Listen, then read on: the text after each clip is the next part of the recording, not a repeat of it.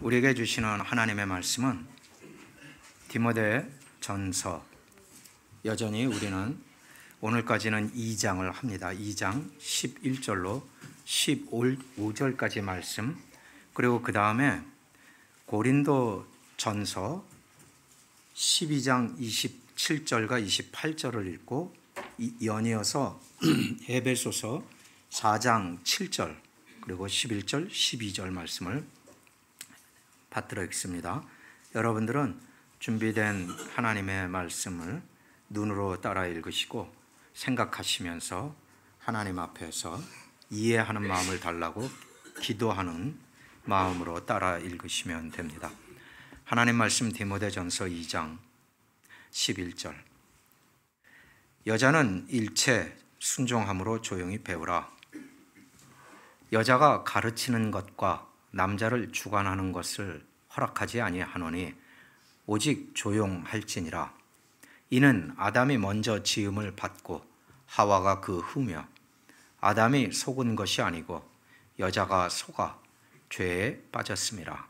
그러나 여자들이 만일 정숙함으로써 믿음과 사랑과 거룩함에 거하면 그의 해산함으로 구원을 얻으리라.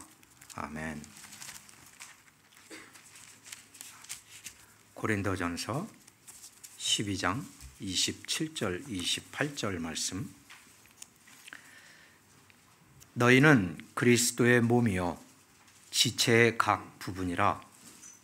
하나님이 교회 중에 몇을 세우셨으니 첫째는 사도요, 둘째는 선지자요, 셋째는 교사요, 그 다음은 능력을 행하는 자요, 그 다음은 병 고치는 은사와 서로 돕는 것과 다스리는 것과 각종 방언을 말하는 것이라. 아멘. 에베소서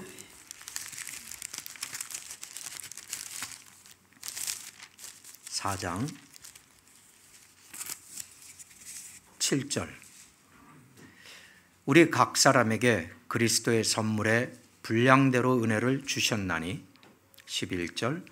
그가 어떤 사람은 사도로, 어떤 사람은 선지자로, 어떤 사람은 복음 전하는 자로, 어떤 사람은 목사와 교사로 삼으셨으니 이는 성도를 온전하게 하여 봉사의 일을 하게 하며 그리스도의 몸을 세우려 하심이라.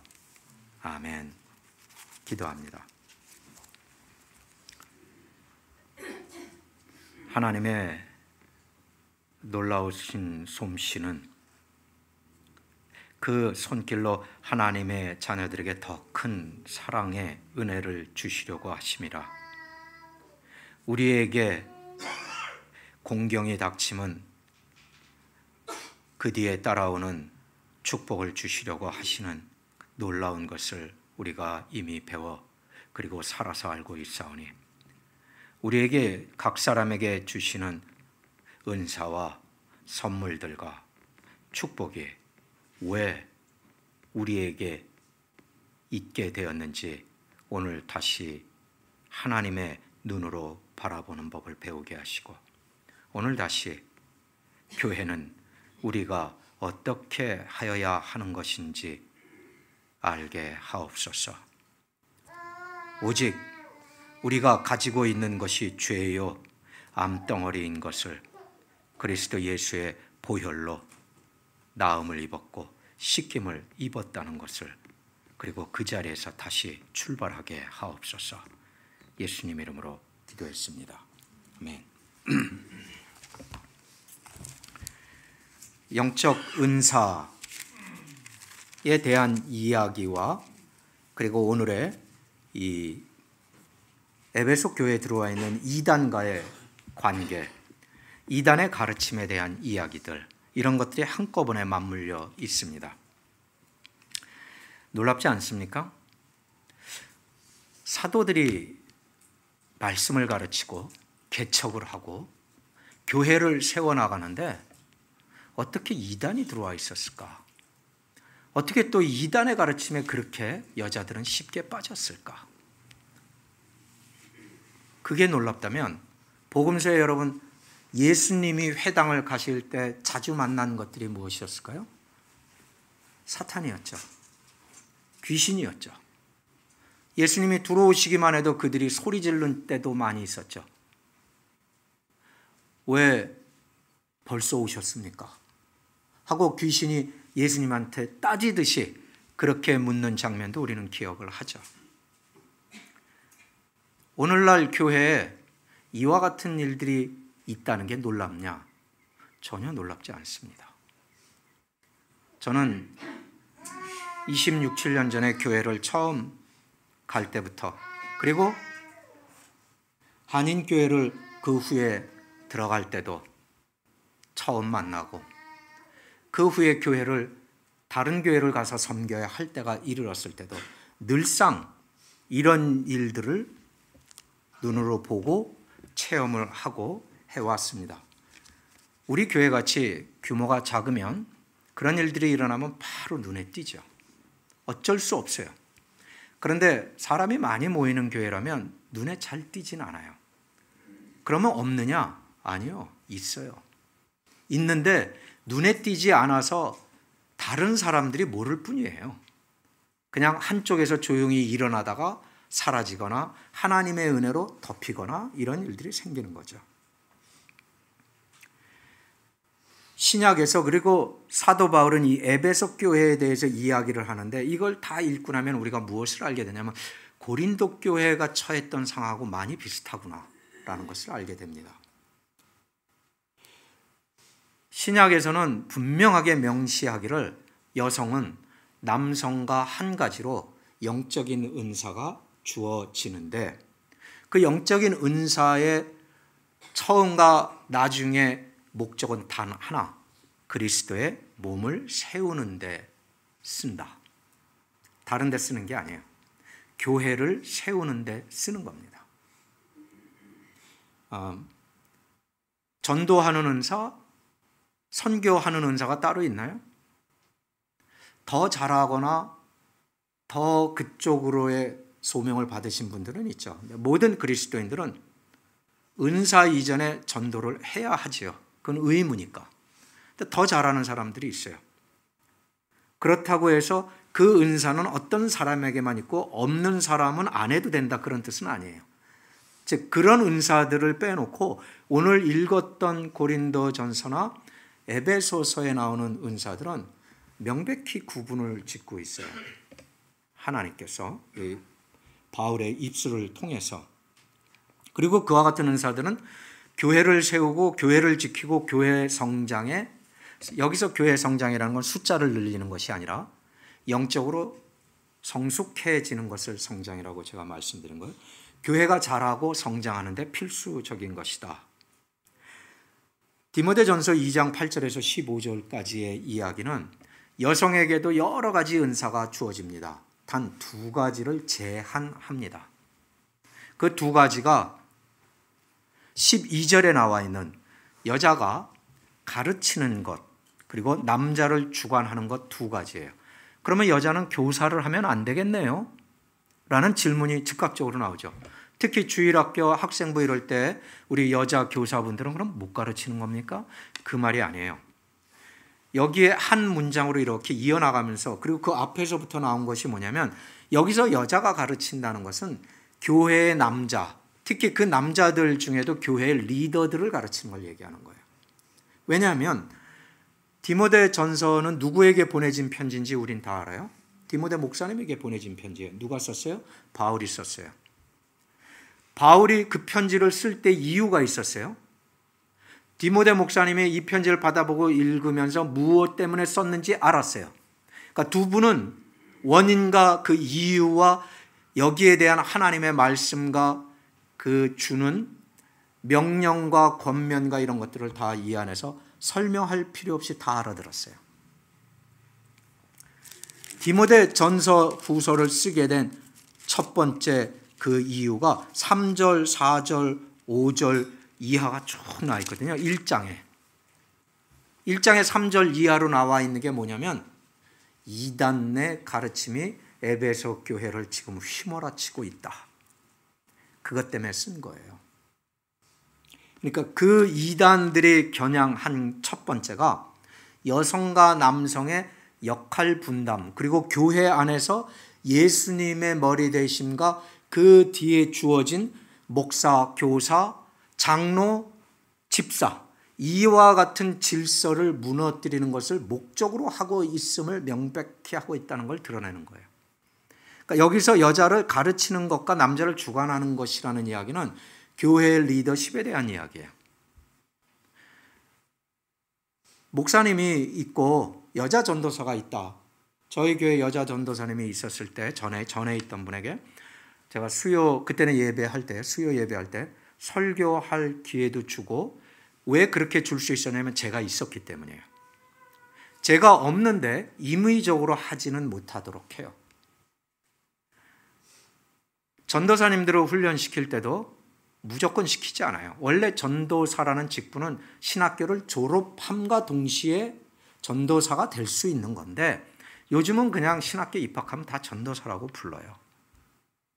왜 졸업해서 전도사라는 직분을 부여하게 되냐면 적어도 학교를 졸업했다는 거예요. 그리고도 아직 교회에서 사역을 소망하고 있음에 전도사로서 훈련이 시작되는 거죠. 왜요? 목사가 하는 첫 번째 이유는 이들에게 진짜로 소명이 있는가 없는가를 수년 동안을 지켜보면서 확정짓는 게 목사의 첫 번째 할 일이에요. 그러면서 그 과정에서 신학을 제대로 배우고 하나님 말씀을 기초를 뼈대 있게 갖춰가고 있는가, 능숙하거나 아주 많이 알고 잘 알아야 된다고 얘기하는 게 아니에요. 설교는 좀 떠듬떠듬하고 아직 잘 못해도 그 안에 뼈대는 확실하고 믿을 수 있어야만 하는 거죠. 그런 과정을 거치는 거예요. 그 과정에서 스스로 걸러지는 거죠. 목사님들도 마찬가지예요. 목사의 안수까지는 기름 부음을 받기까지는 했으나 과연 그 길에서 끝까지 갈지 안 갈지는 끝까지 가봐야 알아요. 그러니까 소명이라는 것은 어떤 때는 내 생각이 착각으로 소명이 될 수도 있고, 진짜로 소명이 왔는데 자기가 그것이 아니라고 우길 수도 있어요. 그걸 옆에서 가장 빨리 정리해 줄 수 있는 사람이 목사예요. 여성의 사역의 두 가지 중에 가르치는 것이 제한된 것이 아니라 교회를 흔들 만큼의 리더십을 가르치려고 드는 것에 대해서 제안을 하는 거예요. 그렇기 때문에 그 다음에 나온 이야기가 뭐냐면 exercising authority over men이에요. 그게 뭐예요? 남자를 주관하는 것. 남자 위에서 권세를 부리는 것을 이야기하는 거죠. 그래서 이 말씀대로 한다면 여성의 목사 안수, 장로직 안수는 불가하다라는 뜻이에요. 근데 오늘은 그것에 초점을 맞추는 게 아니에요. 이들의 이단이 도대체 뭘 가르쳤길래 이렇게 됐을까라고 하는데 다가가기 위해서 여러분에게 그 배경의 이야기, 신학적인 이야기를 조금 먼저 해드렸어요. 이단은 첫 번째 이런 것을 이야기했어요. 남녀 차이 없어. 근데 이게 평등하거나 이퀄러티에 대해서 이야기를 하는 거면 맞아요, 그게. 당연히 남녀에게 디스크리미네이션을 하면 안 되죠. 그런데 우리는 잘 생각해야 돼요. 하나님을 여자라고 부르는 분은 없어요. 여성이라고. 예수님을 여성이라고 부르지는 않아요. 아담을 먼저 지으셨고 이브를 그 다음에 지으셨다는 것도 우리는 지난 2주간에 걸쳐서 이 이야기를 해드렸어요. 분명히 하나님은 질서를 세우셨는데 삼위일체 하나님 사이에도 질서가 있어요.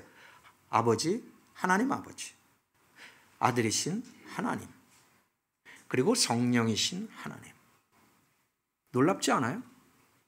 그런데 본체는 한 분, 하나님 한 분이세요. 그럼에도 불구하고 아버지와 아들과 복음서에서 계속해서 예수님이 말씀하시는 게 뭐예요? 나는 아버지의 말씀에 순종한다요. 죽기까지. 그러면 부모가 되신 분들은 내 자녀가 이런 자녀가 내 자녀가 될 거야라고 알고 부모가 된 부모는 없어요. 다 하나님이 주셔서 나 보니까 이 아이가 내 자녀인 거지. 근데 자녀들 입장에서는 어떤 때 특히 사춘기가 되면 억울해요. 우리 부모가 좀 다른 누구의 부모처럼 그랬으면 좋았겠다 이런 생각 해보신 분들도 있을 거라고 생각을 해요. 그런데 그건 선택이 아니었어요. 주어진 거지. 하나님은 더 나아가서 뭐라고 했냐면 너희는 너희의 부모를 공경하라 라고 이야기를 했어요. 왜요? 질서이기 때문에 그래요. 부모는 누구를 공경해야 될까요? 예전 같으면 그 동네 그 마을의 어른, 집안의 어른에게 공경을 하겠죠. 성경으로 이야기하면 모세의 시대로 간다면 70인의 장로들이 있고 그 밑에 천부장, 백부장이 있었을 것이고 가정의 부모들이 있었을 것이고 부모 위에 또 할아버지, 할머니가 계셨을 것이고 이 순서를 바꿀 수는 없다. 이 땅에 이 세상의 모든 통치자들, 그 통치자가 독재자든 사람을 죽이는 자든 지멋대로 하는 자든 누가 세웠어요? 하나님이 세웠다고 성경은 명백히 하고 있어요. 적어도 하나님이 허락했다는 거예요. 나쁜 짓을 하라고 허락한 건 아니에요. 통치자로 허락을 한 거죠. 그래서 아담과 이브를 짓기 전에 우리가 남자와 여자를 만들 때 어떻게 하자고 하나님이 말씀하셨냐면 온 세상에 하나님이 지은 것들을 이들이 돌보고 관리하고 통치하도록 만들자. 사자나 호랑이가 하나님께 와서 말할 수 없어요. 왜 사람한테 우리를 맡겨가지고 우리가 이 모양이 되도록 하셨습니까? 라고 말할 수 없다라는 이야기예요. 주어진 거기 때문에. 부모도 자녀들에게 주어진 거예요. 마찬가지로 부모에게는 자녀들이 주어진 거예요. 그 질서 속에서 장로들을 세운 이유, 목사들을 세운 것은 다 하나님의 세우심, 하나님의 소명, 부르심, 그리고 은사와 관계가 있다. 이걸 섞지 말아라. 이거를 흔들지 말아라. 이단은 그런데 남자와 여자는 다르지 않다. 그러면서 뭐라 그러냐면 여자가 꼭 시집가서 애 낳고 길러야 된다는 게 어디 있느냐. 왜 결혼하면 여자만 더 고생하는데? 라고 이야기한다면 여성들의 귀가 살짝은 처음 들을 때는 에이 그건 뭐 틀린 말이지 라고 했다가도 10번을 들으면 조금씩 들리기 시작해요.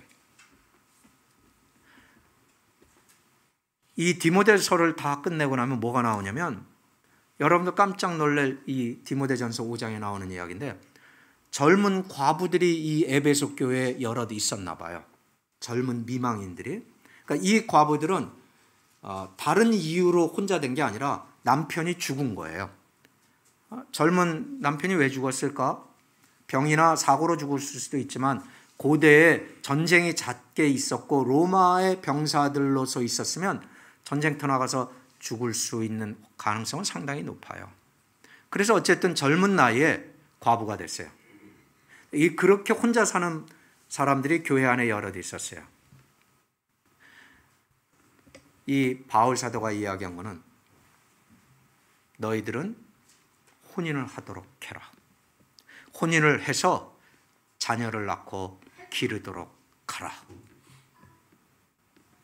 왜 느닷없이 바울 사도는 이 이야기를 디모데서에서 했을까? 그게 바로 이 이야기를 하는 거예요. 여자들이 어디에선가 뭘 성경 공부라고 배워가지고 와서 자꾸 간섭하기 시작해요. 그러면서 뭐라고 얘기하냐면 장로님들 그렇게 하는 거 틀렸어요. 안수 집사님들 왜 그거 그렇게 하세요? 라고 시작을 하고 있는 거예요.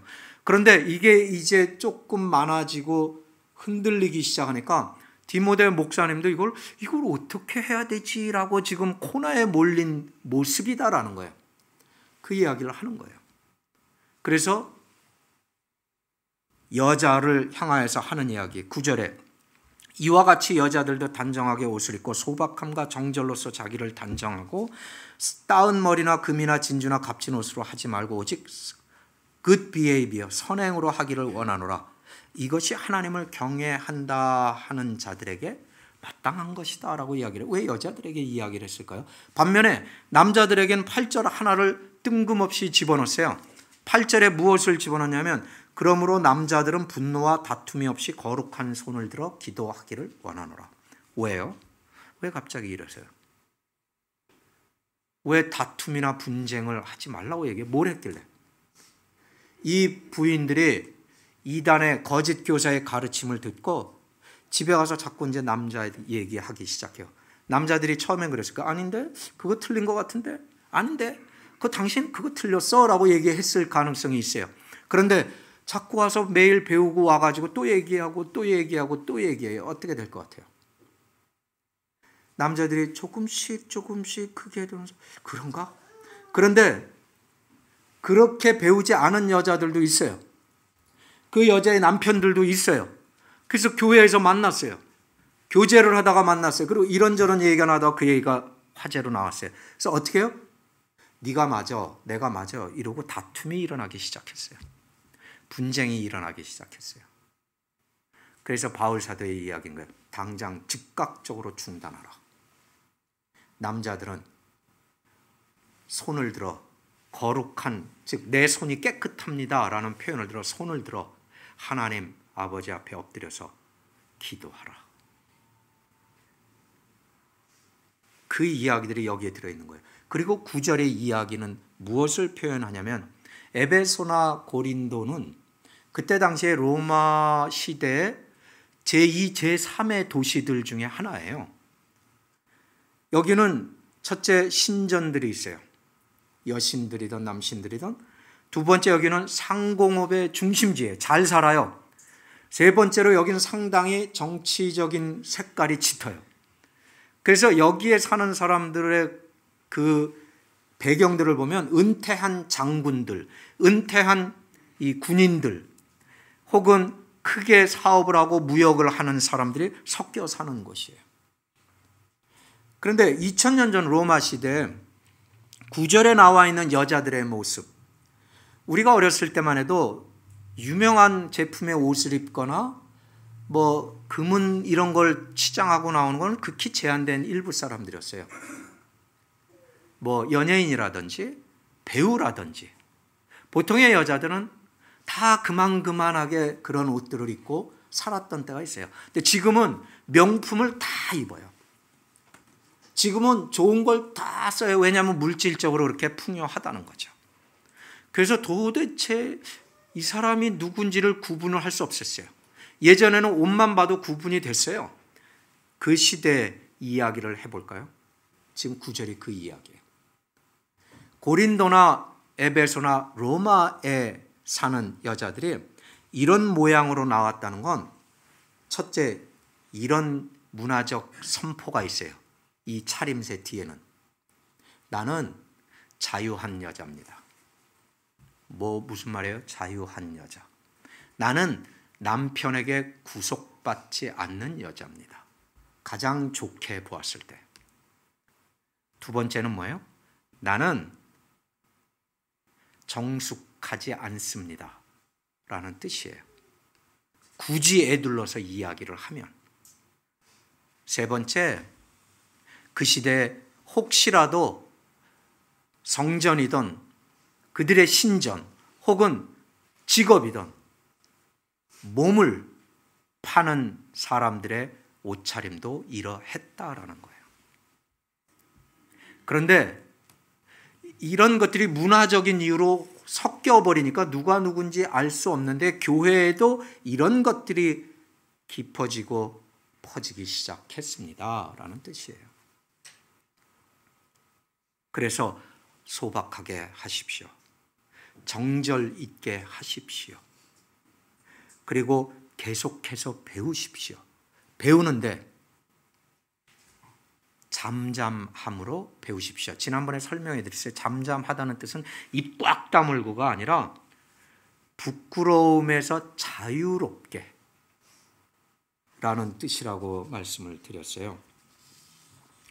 그 가운데 이 이단의 가르침 속에 이렇게 남녀 성을 무너뜨리는, 그리고 남편과 아내 이런 것들을 무너뜨리는 일들, 그러니까 남편들이 자꾸 아내의 말을 듣기 시작하는 거죠. 그러니까 아내들이 남편에게 무슨 말을 할 때는 이 말은 해도 될지 안 해야 될지를 생각할 필요도 있어요. 뭐든지 다 얘기할 필요는 없는 거거든요. 마찬가지로 남자들도 뭐든지 다 아내에게 얘기하지는 않아요. 남자가 밖에서 직장에서 자기가 겪을 일이 있잖아요. 분한 일도 있을 것이고 억울한 일도 있을 것이고 힘든 일도 있어요. 그걸 어떻게 다 와서 얘기를 하겠어요. 적당한 정도에서 이야기를 하죠. 왜요? 그게 남자의 역할이잖아요. 남자는 그렇게 가정을 지켜야 되잖아요. 요즘은 뭐 남녀 할 것 없이 그냥 계속 얘기를 하는지는 모르겠으나 적어도 그런 차이들이 있었죠. 그들이 가르친 건 이와 같은 것을 넘어서서 혼인이 중요하지 않아. 꼭 21세기의 이야기와 같은 거죠. 그래서 옛날에는 나이 많으면 올드미스라고 하는데 요즘은 그걸 바꿔서 골드미스라고 했더라고요. 그래서 뭔가 조금이라도 더 좋게 들리도록 세상은 바뀌어 가고 있어요. 혼인하지 말라고는 얘기하지 않았지만 혼인을 일찍 할 필요는 더더욱 없다라는 쪽으로 흘러갔어요. 하나님의 계획을 정면으로 도전하는 또 하나의 방식이에요. 사탄의. 예수님이 여인으로부터 탄생하셨기 때문에 축복이라는 것을 말하는 것은 알고 있지만 믿음의 씨들은 어디에서 나오나요? 믿음의 백성들이 혼인을 함을 통해서 믿음의 씨가 나오는 거잖아요. 사탄은 이 모든 걸 막아야 되거든요. 그리고 여기에 또 하나가 있었어요. 고린도 교회의 아주 큰 논란 중에 하나가 무엇을 먹고 무엇을 먹지 않아야 하느냐였어요. 음식에 대한 이야기였다고요. 오늘날 교회 그리고 2000년 전 교회 에베소 교회도 이와 같은 것들에 대해서 말이 많았다라고 이야기를 하는 거예요. 그런데 우리는 사도행전 10장을 통해서 기억을 하죠. 베드로가 배는 고픈데 환상 중에 하늘에서 보자기가 내려오는데 그 위에 먹을 것이 가득한데 피가 잔뜩 묻어 있고 거기다 부정한 짐승까지 섞여 있었어요. 그래서 이건 못 먹습니다 그랬더니 하나님의 음성이 들리는데 뭐라고 했어요? 너는 내가 깨끗한 것을 더럽다 하느냐? 그러니까 음식에 대해서 더 이상 먹을 수 있다 없다를 이런 걸 가르치는 것은 이단의 소관이에요. 그러니까 다른 미국, 영국, 호주에서는 안식교회에 대해서 이단으로 취급하지는 않아요. 그런데 한국교회에서는 안식교를 이단으로 생각을 하죠. 아직도 부정한 음식, 정결한 음식을 따져서 그들은 하니까. 그리고 안식일에 대해서 안식일을 지키기 때문에 그렇죠. 근데 거기에 대한 것을 더 깊이 얘기하려고 그러는 것이 아니라 이미 그것은 사도행전 10장 이후로 이 논쟁이, 그리고 바울 사도는 이미 이 음식 문제 때문에 예루살렘 공회에 가서 다른 사도들을 만나서 신학적으로 토의가 끝난 상태예요. 그런데 다시 교회 안에 이단이 들어와서 먹는 것 가지고 이야기가 시작되는 거예요. 그래서 제가 극히 싫어하는 것 중에 하나가 점심 가지고 말하는 게 싫은 거예요. 안 먹을지라도 그건 말이 되지 않는 것이 훨씬 은혜롭다라고 이야기를 하는 거였어요. 하려면 그리스도인답게 해야만 한다라는 뜻이기도 하죠. 실제로 디모데전서 4장 1절에 가면 굳이 안 읽어도 돼요. 어차피 나중에 우리가 거길 가기 때문에 이렇게 써 있어요. 바울은 이 거짓 가르침에 대해서 귀신의 가르침이라고 규정을 지어요. 이단의 가르침이라는 거죠. 그런데 이렇게 이 모든 것들을 규정하면서 바울 사도가 신경을 쓴 것은 이거예요. 이런 일들은 교회의 영광이 되지 않는다. 그게 사탄의 목적이에요. 하나님의 영광을 뺏어오는 것, 그리스도께 영광이 돌아가는 걸 중간에서 가로채는 것. 근데 이 일이 그 일과 무슨 상관이 있습니까?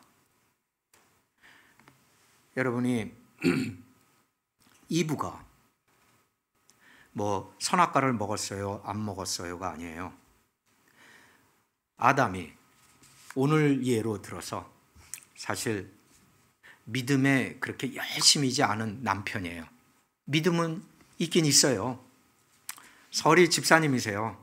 그런데 아내 되는 분이 정말 신실하게 믿고 신실하게 말씀에 다가가고 있어요.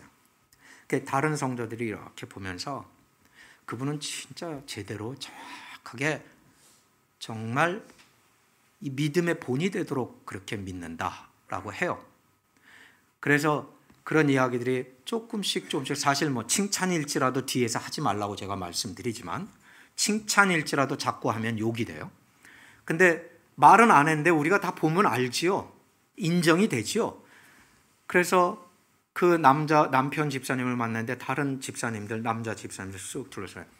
아무개 집사, 당신은 참 믿음이 정말 훌륭한 아내가, 그 집사님은 믿음이 정말 훌륭한 아내야.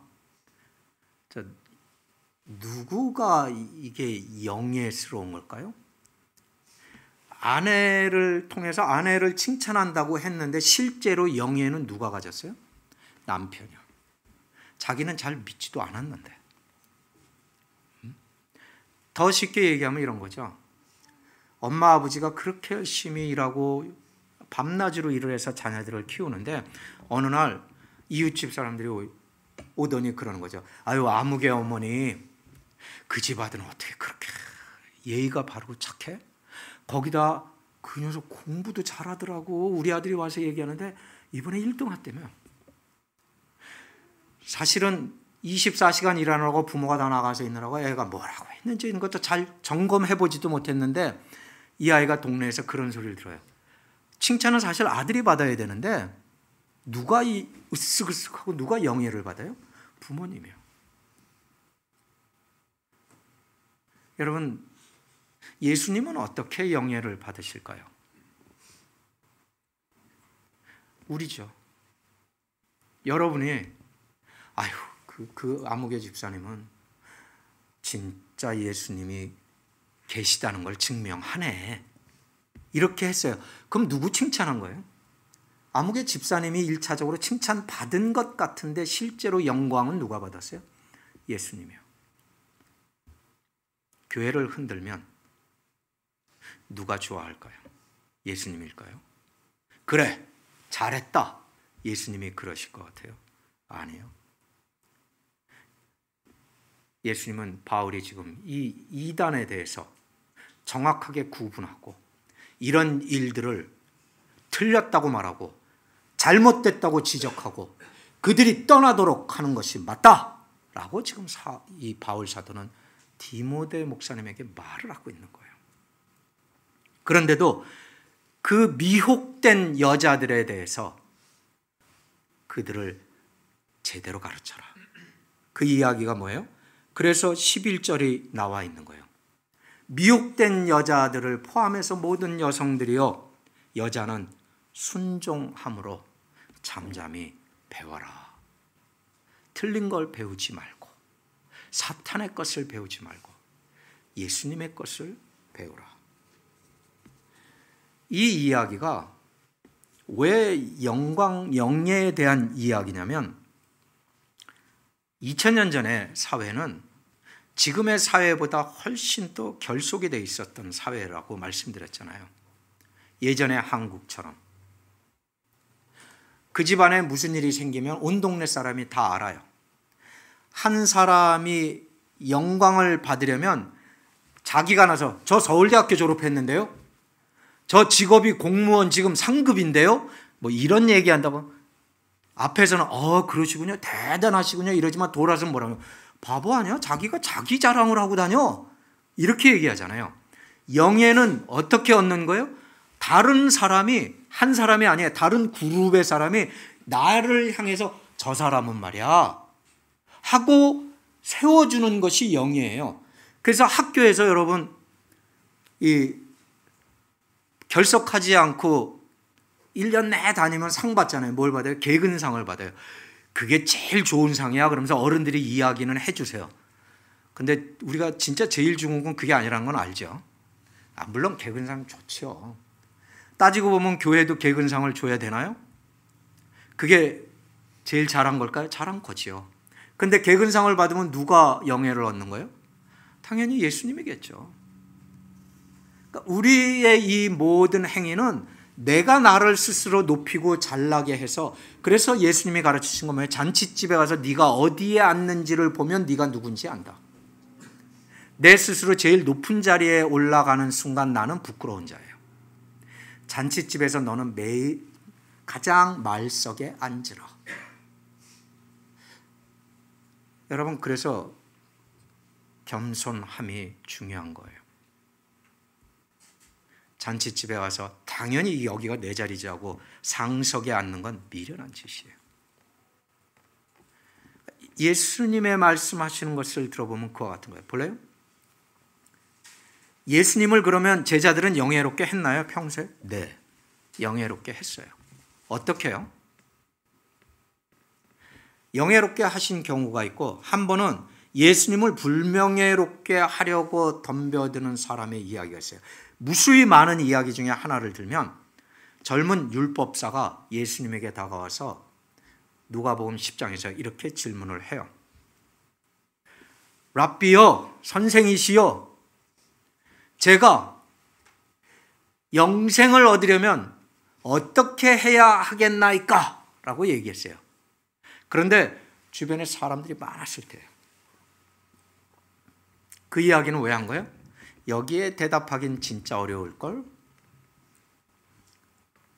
그랬더니 예수님이 네가 내 하나님을 마음을 다하고 힘을 다하고 심령을 다해서 사랑하라 했는데 그리 했느냐? 아, 제가 그리 했습니다. 잘했구나. 한 가지가 더 있는데, 네가 내 이웃을 사랑하느냐? 제 이웃이 누굽니까?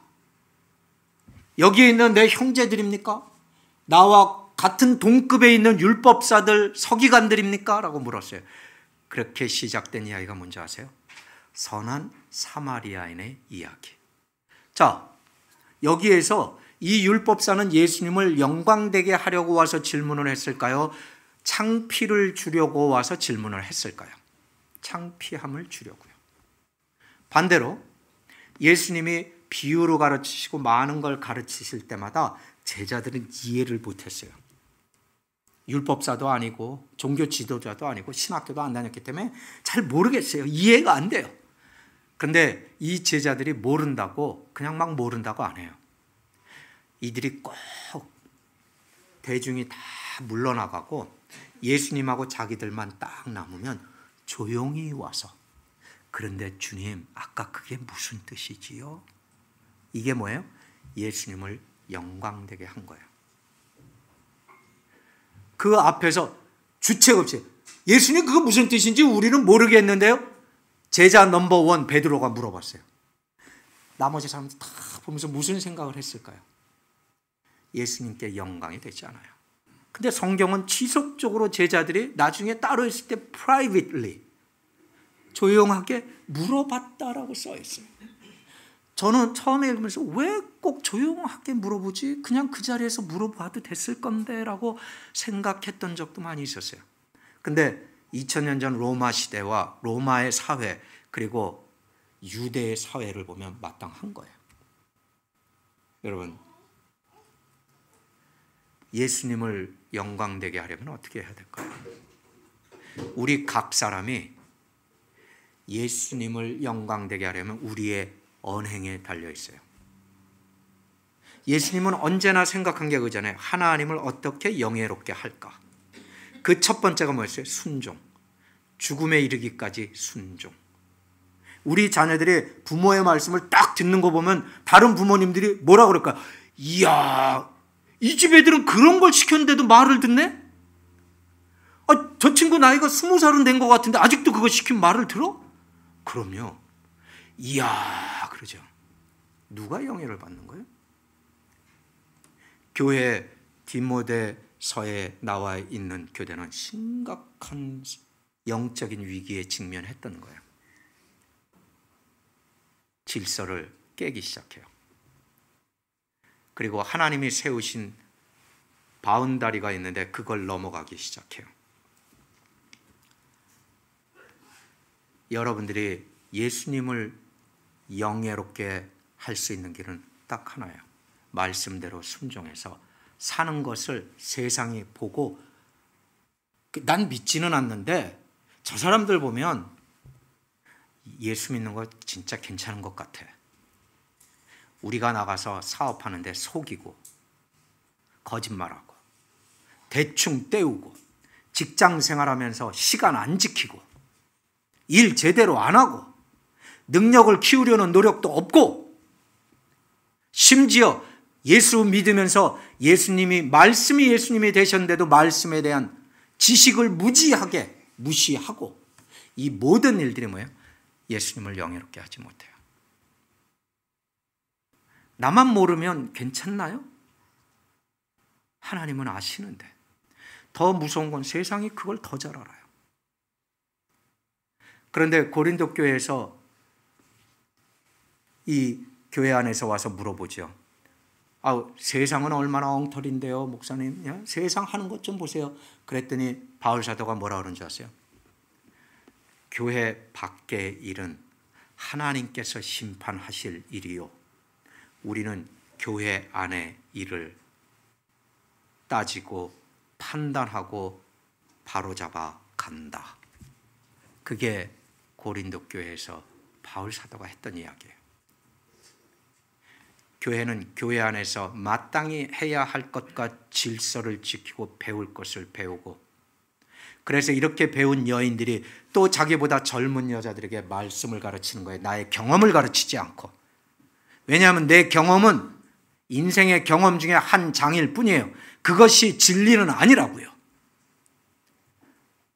누구의 경험과 나의 경험이 같을 수 없는 것처럼. 그런데 그 모든 경험들이 주님의 말씀 속에서 녹아 있다면 그 경험은 나눌 수가 있는 거예요.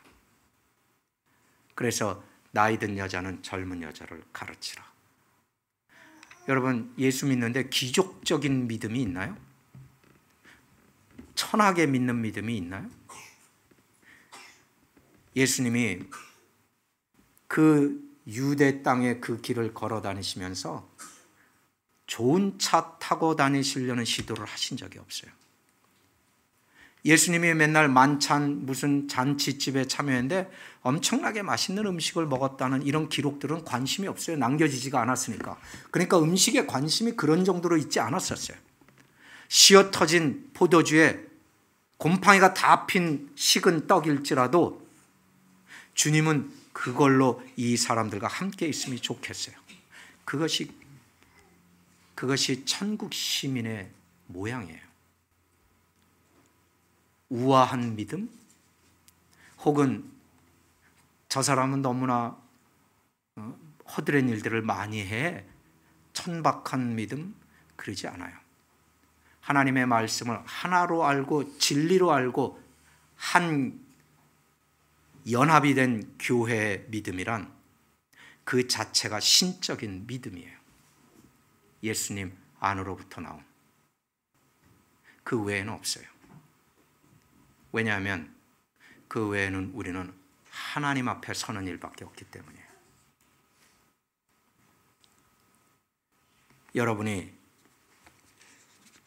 하나님을 영광되게 하는 일은 단 하나, 어떤 것이냐면, 이제 젊은 여성이라면 하나님이 주시는 짝에, 그 짝이 어떤 사람이냐가 또 세상이 보는데 교회를 판단하는 근거예요.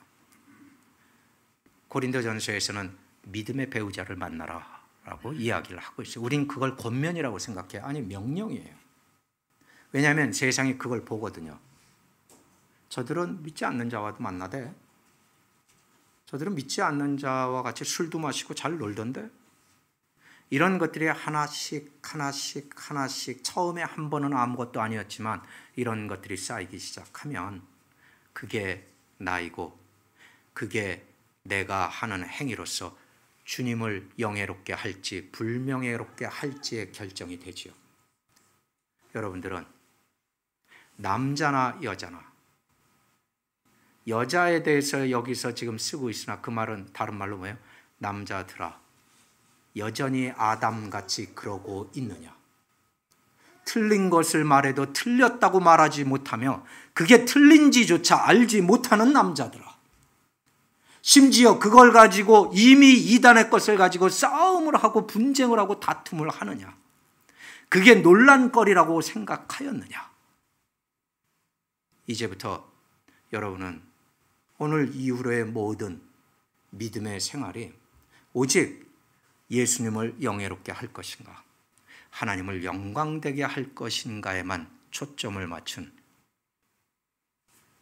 신앙인의 삶을 살기를, 그리고 또 성령님이 여러분에게 그와 같은 능력을 기름 부어 주실 것을 주님의 이름으로 축원합니다. 기도합니다.